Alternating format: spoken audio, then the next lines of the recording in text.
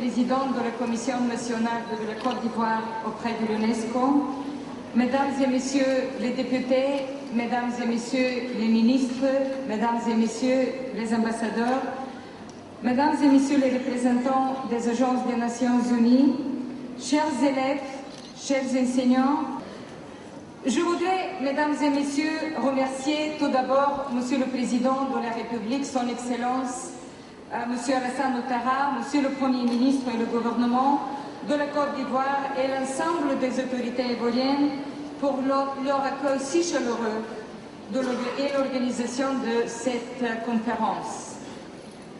L'UNESCO a décidé d'organiser ici les consultations régionales des commissions nationales de l'Afrique subsaharienne pour soutenir d'une manière claire et forte l'ambition et les efforts de Monsieur le Président à la paix, à la réconciliation et au développement.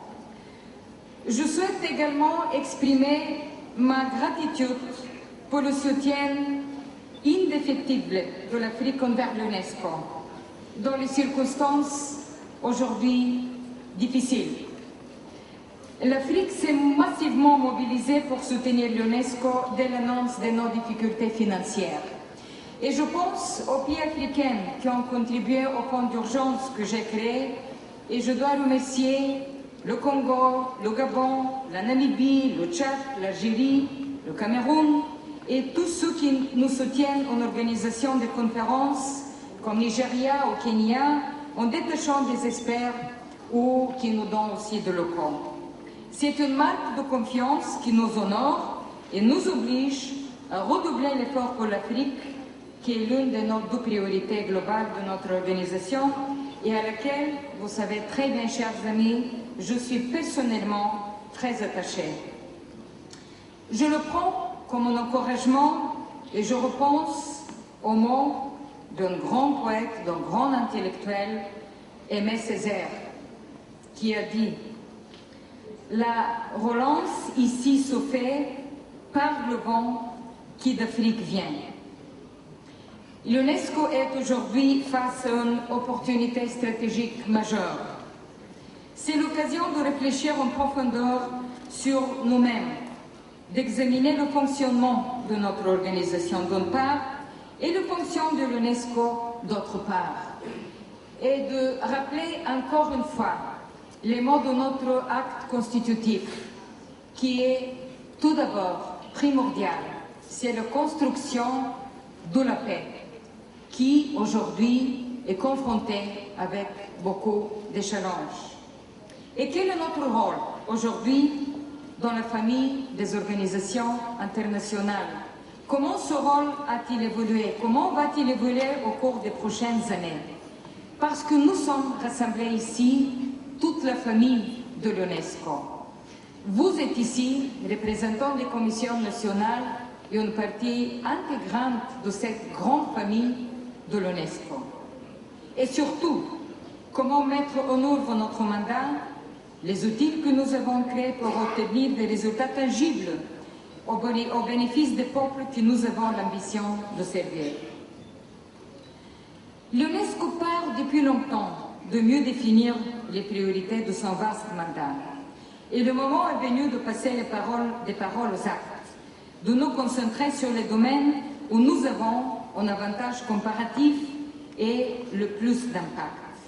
Et je parle bien évidemment des deux grandes priorités, la culture de la paix et le développement durable.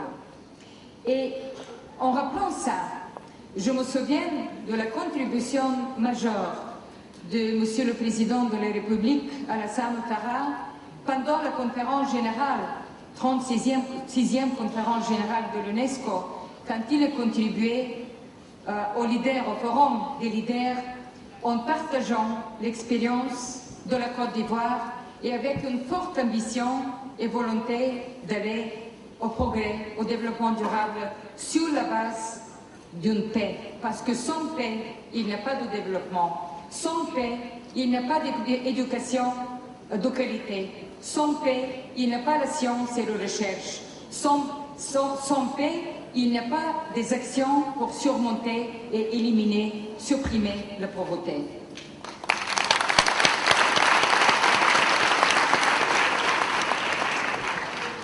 Depuis mon élection, j'ai lancé plusieurs chantiers de réforme pour que l'organisation soit plus visible, plus efficace, plus proche du terrain et de mettre la priorité Afrique au centre de toutes nos activités.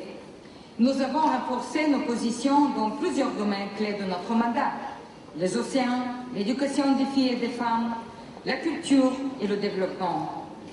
Le secrétaire général des Nations Unies, M. Ban Ki-moon, s'apprête à lancer plusieurs initiatives globales dans le domaine des sciences et de l'éducation. Et à chaque fois, l'UNESCO est aux avant-postes de la réflexion et de la mise en œuvre de ces initiatives. Aujourd'hui, nous devons franchir une nouvelle étape et je souhaite que ces consultations régionales marquent le coup d'envoi de la refondation de l'UNESCO sur le long terme.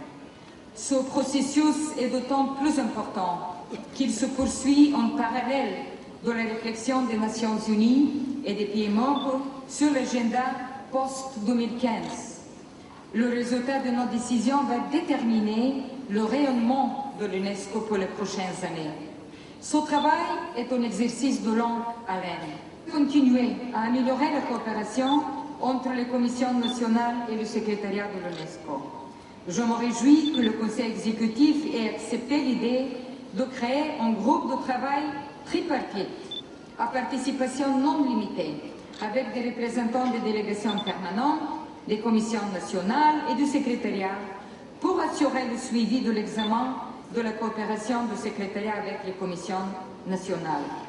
Et je mesure à chaque de mes déplacements la vitalité de ce réseau, et tout spécialement ici, en Afrique.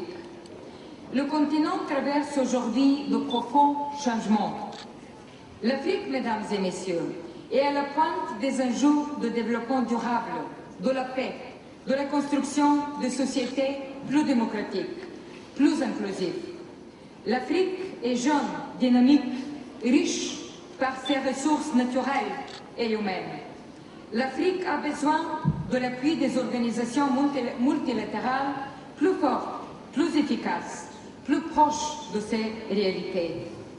L'UNESCO doit être l'une d'elles, car l'éducation de qualité, une éducation inclusive, l'éducation pour un développement durable, les sciences qui servent ce développement, la culture sont les clés de l'avenir pour le continent.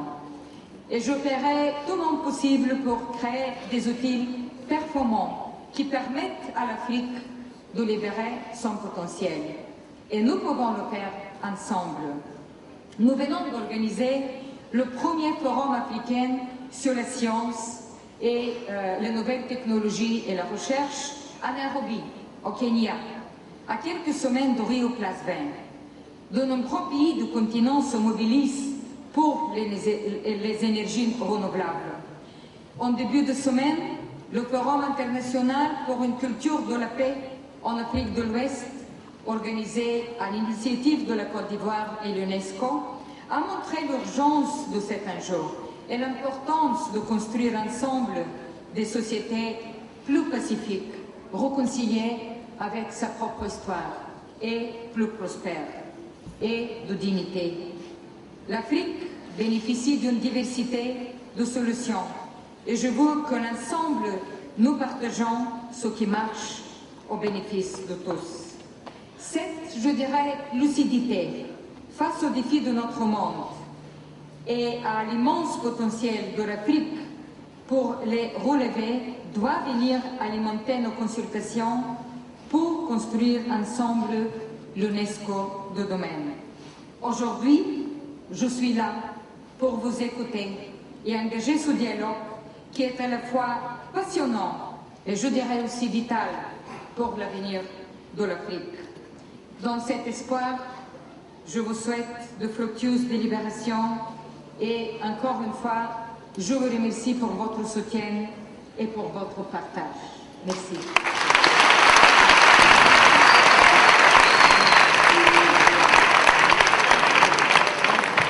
aussi Madame la Directrice Générale.